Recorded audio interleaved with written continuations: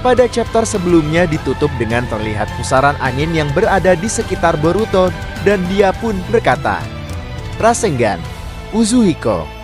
Sepertinya kita putar dulu intronya. Melangkah ke dalam dunia shinobi. Selamat datang di channel kami, Jago Anime. Sebelum masuk ke pembahasan jangan lupa tekan tombol like, komen dan subscribe channel ini. Let's go!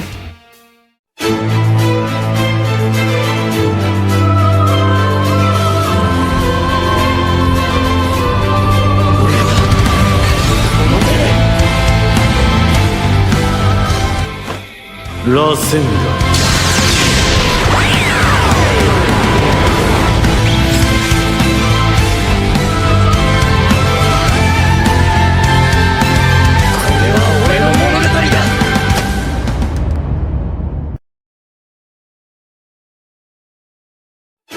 Pada sampul awal chapter 3 ini diisi oleh Himawari dan judul kali ini adalah Uzuhiko.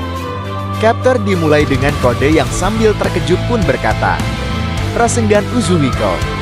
Boruto pun berjalan perlahan ke arah kode. Dan kode berkata, "Bukannya keahliannya adalah Kyoru Rasengan?"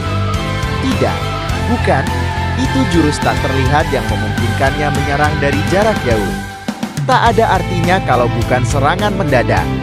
Kode pun berkata dalam benaknya, "Ini sungguh aneh jika dia malah terus mendekat." Terlihat kode memunculkan tanda cakar miliknya di belakang Boruto dan dia pun menyerang ke arah kepala Boruto. Tetapi dengan cepat Boruto pun menunduk, melancarkan serangan balik ke arah kode. Dan kode pun menangkap lengan Boruto dan balik menyerang menggunakan tangan kanannya, tetapi Boruto menangkis serangan kode menggunakan pedang yang dia tarik dari sarung miliknya. Kode pun berkata, "Sepertinya kau sangat yakin dengan jurus itu. Tapi, sayang sekali. Jurus itu tak ada artinya jika tidak mengenaiku." Boruto pun membalas, "Aku sudah bilang kan, kalau aku mau membunuhmu itu gampang. Apalagi prosesnya sudah selesai setengahnya." Kode berkata, "Apa?" Dan pusaran angin itu pun mengalir ke tangan kode. Dalam benak kode berkata, "Seperti ada sesuatu yang menyelimutiku. Apa-apaan ini?" Boruto pun menjawab dengan tegas, "Biar kukatakan sekali lagi kode. Untuk yang terakhir kalinya, antar aku ke tempat Jubi. Kalau kau tidak bisa melakukannya, kau mati saja di sini." Kode pun membalas, "Jangan membuatku tertawa, Boruto. Kau pikir kau bisa membunuhku?" Sambil teriak dan menyerang Boruto. Kode berkata, "Coba saja." Tetapi dengan cepat Boruto menghindari serangan kode. Tidak selesai di situ. Kode pun menyerang Boruto berkali-kali. Tetapi semua serangan kode dapat dihindari Boruto dengan sangat cepat. Kode pun berkata, "Apa-apaan gerakannya itu? Gerakannya tak bisa diprediksi sama sekali. Itu juga bukan genjutsu ataupun bunshin." Itu sebelum kode meneruskan kata-katanya. Dengan cepat Boruto pun telah berada di depan kode. Dan Boruto pun melancarkan serangan ke arah perut kode sambil berkata, "Rasengan, Uzuhiko." Kode pun terlihat kesakitan dan terhempas. Halaman berpindah ke tempat Eida. Dengan kemampuan mata sendigan miliknya, Eida sedang mengamati pertarungan Boruto dan kode. Eida berkata, hanya segitu? Tidak ada yang terlihat spesial. Bukannya itu sama saja dengan Rasengan biasa?" Dan terlihat Daimon pun berkata, "Hai, jadi si Boruto ya, yang memakai getaran daratan ini?" "Ah, bukan. Daripada daratan, lebih tepatnya planet." Daimon melanjutkan, "Dia menyerang dengan memanfaatkan rotasi planet." Eida membalas, "Rotasi planet." Daimon pun berkata, "Begitu ya, menarik." Halaman kembali ke Boruto dan kode. Boruto berkata, "Di luar dugaan, ternyata kau masih bisa berdiri setelah menerima serangan barusan." Dan tiba-tiba pandangan kode pun terlihat seperti berputar. Kode pun berkata, "Apa ini? Rotasi apa ini? Apa yang kau lakukan padaku siang?" Boruto menjawab, "Rasakan perlahan-lahan. Anggaplah ini serangan balasan yang menyakitkan dari planet yang coba kau hancurkan." Sambil kesakitan Kode berkata, "Planet katamu." Boruto menjawab, "Rasengan yang menggunakan cakra planet yakni rotasi. Itulah Uzuhiko.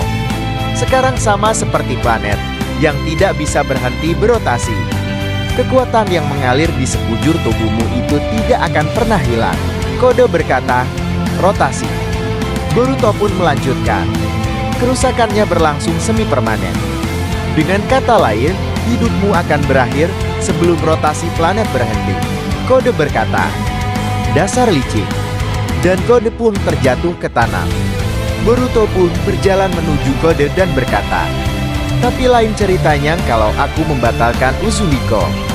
Boruto melanjutkan, "Kau bisa tetap seperti ini dan menunggu ajal atau menyerahkan Jubi padaku untuk memperpanjang hidupmu. Pikirkan baik-baik dan tentukan pilihanmu." Boruto pun menyadari sesuatu. Dan tiba-tiba Kawaku dengan cepat menyerang Boruto. Tetapi Boruto pun melompat menghindarinya. Boruto berkata, "Kawaki." Terlihat tim Inoshikacho dengan Himawari juga tiba di tempat Kode dan Boruto. Himawari berkata, "Boruto." Dan Boruto membalasnya dengan berkata, "Hima." Shikadai pun bertanya, "Untuk apa kau datang ke Konoha?" Boruto, "Apa yang kau bicarakan dengan Kode?" Boruto menjawab, "Tolong jangan ganggu aku. Aku sedang bernegosiasi dengannya." Dengan memanfaatkan situasi tersebut, Kode pun mencoba kabur dengan menciptakan tanda cakar miliknya. Akan tetapi Kawaki menyadari hal itu dan menggunakan kekuatan mata Daikokutan miliknya untuk mengecilkan tanda cakar tersebut. Dan terlihat Shikamaru menghubungkan pembicaraan dengan jutsu milik klan Yamanaka. Shikamaru berkata, "Laporkan situasinya, Kawaki. Bagaimana keadaan di sana?" Kawaki pun membalas, "Entah apa yang terjadi, tapi sepertinya Kode sudah kehabisan tenaga. Aku sudah membereskan tanda cakar di sekitarnya agar dia tidak bisa kabur. Kurasa aku bisa membunuhnya." Shikamaru berkata, "Bagus, jangan lewatkan kesempatan ini. Habisi dia." Dan Boruto berkata, "Kawaki, cepat menjauh dari Kode. Jangan memprovokasinya." Kawaki membalas, "Seenaknya memberiku perintah. Kau pikir kau itu siapa, hai? Kalau dia datang ke Konoha, itu berarti dia sudah siap matikan." Boruto. Dan tiba-tiba terlihat monster Jubi pun keluar dari tanda cakar milik Kode yang berada di area wajahnya. Monster itu pun menyerang Kawaki. Tetapi Kawaki menyadarinya dan menusuk perut monster Jubi itu. Melihat hal tersebut, Kode memanfaatkan situasi itu dan melompat masuk ke tanda cakar yang berada di punggung milik monster itu. Dan Kawaki pun berkata, "Brengsek."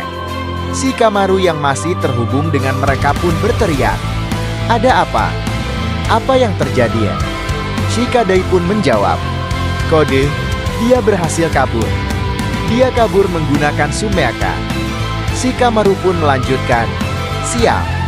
Dengar, itu bukan berarti dia menyerang dan kabur begitu saja. Cepat habisi seluruh Sumeaka yang tersisa di desa." Shikadai pun menjawab, "Baik."